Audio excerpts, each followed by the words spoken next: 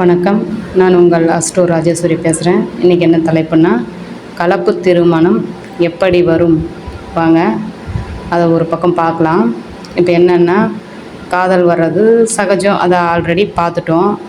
நிறைய விதிமுறை இருக்குது அப்படின்னு சொல்லிட்டு இப்போ இன்னொரு விதியை பார்க்கலாம். அதாவது கலப்பு திருமணம், மதம் விட்டு மதம், இந்த மதத்தை விட்டு வேறு மதத்தை லவ் பண்ணி கல்யாணம் பண்ணுறதை பற்றி பார்க்கலாம். இப்போ என்னென்னா, லக்னம் கொடுத்துருக்குறேன் பாருங்கள். லக்னத்துக்கு 5ல் ராகு இருந்து ராகு திசை நடந்தாலும் காதல் வரும். அந்த காதல் சக்ஸஸ் ஆகணும் அப்படின்னா லக்னாதிபதி ஏதோ ஒரு வகையில் அந்த ராகுவை பார்க்கணும். லக்னாதிபதி ராகுவை பார்க்கணும். பட் 5ஆம் அதிபதி ராகுவை பார்க்கணும். 5, 7 ஒருத்தருக்கு ஒருத்தர் பரிவர்த்தனையாக இருக்கலாம். இல்லை 5ம் 7ம் நேரு 7ஆம் வீட்லேயோ இல்லை ஏதோ ஒரு வகையில் சம்மந்தப்படணும். 5, 7 சம்மந்தப்படணும். அதை லக்னாதிபதி பார்க்கணும்.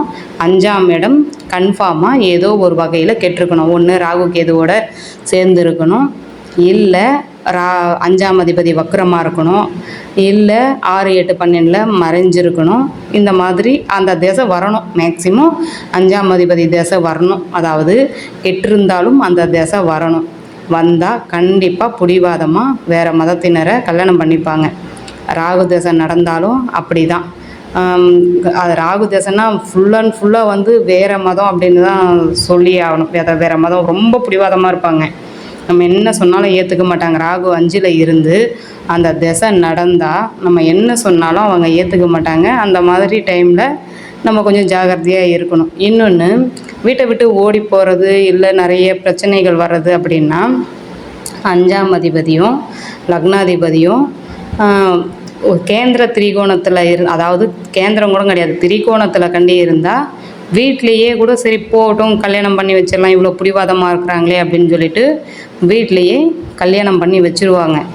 அப்படி இல்லை, அதாவது சம்மந்தப்பட்ட 5ஆம் அதிபதி லக்னாதிபதி ராகு கேது, அதாவது கேது விட்டுருங்க, ராகு 5ல் இருக்கிறது அதாவது லக்னாதிபதியும் 5ஆம் அதிபதியும் கேந்திர திரிகோணத்தில் இல்லாமல் 6, 8, 12 மறைஞ்சு இருந்தால் கண்டிப்பாக பிரச்சனைகள் வந்து தான் அவங்க வீட்டை விட்டு ஓடி போகிறதோ இல்லை இவங்களே கல்யாணம் பண்ணிக்கிறதோ அந்த மாதிரி வரும்.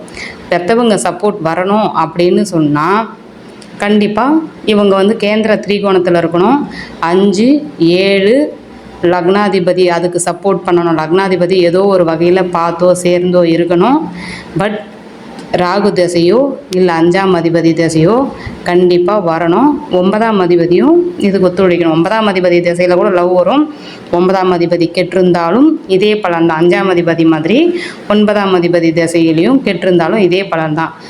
இது வந்து கேந்திர திரிகோணத்தில் இருந்தால் வீட்லேயே சரி என்ன பண்ணுறது அப்படின்னு கல்யாணம் பண்ணி வச்சுருவாங்க.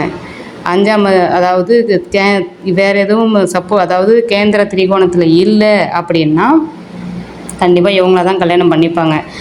மேக்சிமம் 5ல் இருக்கிற திசையோ 5ஆம் அதிபதி திசையோ நடக்கணும்.